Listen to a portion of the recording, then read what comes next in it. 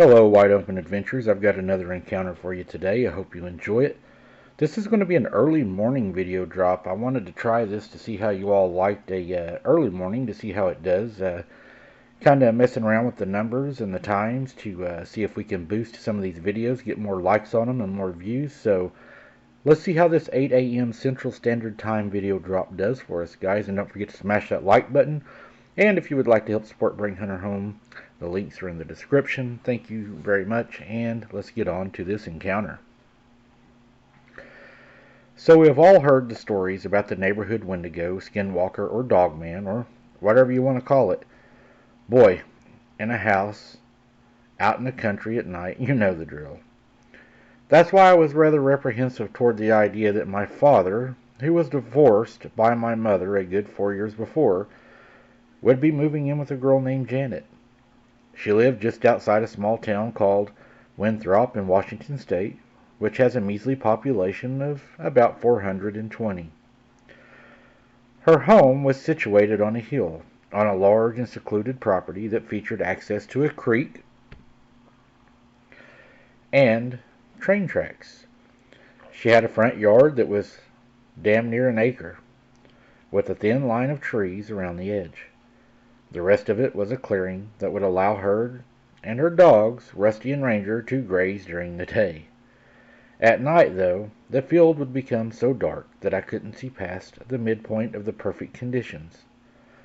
On one end of the field was a small dirt road, in which people, like me and my father, could access the property from the highway. On the opposite end, closer to the forest, was Janet's home. If one were to look out over the field from Janet's porch, there was a fire pit to the right and a small garage to the left. My father had custody of me every other weekend, and lo and behold, I'd always be at Janet's home. Both Janet and my father smoked, and I'd sit with them during their nighttime cigarette. With my back to the field and them sitting facing each other in the parallel to the house, we'd just chat for some time, hours on end. One night specifically, in the middle of the summer, we were chatting along until my father stopped abruptly. He was an avid believer in the Second Amendment, and I saw his hand drift to his side, and he opted to his .40 Smith & Wesson. He looked over the field, and both me and Janet turned. The dogs went mad, barking into the darkness, and then silence. When I say silence, I don't mean a lack of human voices. I mean heavy silence fell over the forest. We could no longer hear the ambient sounds of the animals out in the woods. The dogs stopped barking, and even the trees seemed to stop swaying in the breeze. I turned just to catch a small white blur at the right corner of my vision. Following it, all I saw was the gated entry of the trail swinging open in the breeze. Silence firmed its grip on the forest. That is, until I seen a small rodent cause a switch of the grass near the gate. I imagine the movement caused this, but what I saw seemed inexplainable. A white humanoid figure that couldn't have been over 5 feet tall, with the glowing eyes of a predator, sprinted and grabbed the rodent from the grass, rolling over it and eventually slowing to a stop. It took the rodent in hand, tearing it in half. When it made eye contact with us, I swear I heard the thought sounded like Janet had an accident on herself. Her being the only one familiar with these woods, I took that as a sign that this was not common. This was not a common occurrence.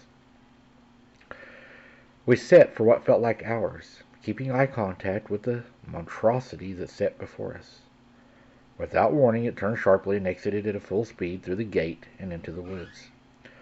The rest of the night was quiet, though. We all slept in the same room. We being Janet, my father, and me and my father's .40.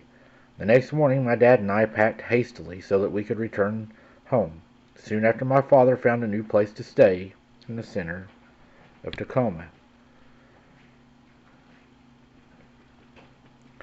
The morning, my dad and I took off, and we headed home to our new place.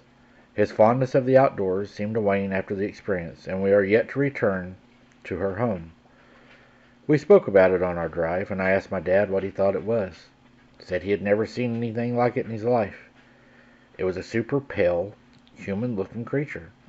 I mean, If it would have had clothes on and maybe a ball cap, you would have never known that it was a creature, but it was just how light in color it was. It wasn't normal. It was too pale to even be alive. It was pure white. Like maybe it had no blood. I'm not sure what it was. Some people might even call it a gray.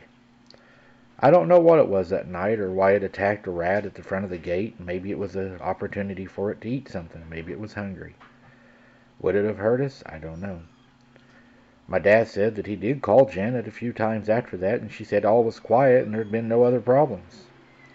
Was this just something that happened to happen in front of us once? What do you guys think? I would say that it's probably still around. It probably was hungry and took an opportunity to have an easy dinner.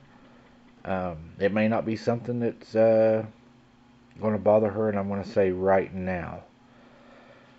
If I was her, I would still be leery, knowing that that was around, knowing that I seen it, and that it done it right in front of me. So yeah, I'd be putting me some lights up. I'd be getting me some trail cameras, and yeah, I'd be packing that place with a lot of that stuff.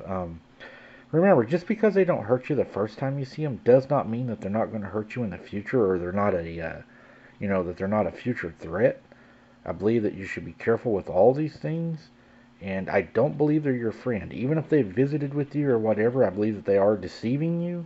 I don't believe they are to be trusted, and I believe that they have very sinister plans for us. And I think that they're kind of like that pet rattlesnake that the guy holds, on TV. It says, "Oh look, I've raised it from a baby. How beautiful it is." And then one day he takes that bite. So remember, keep your head on a swivel. Don't be something's dinner.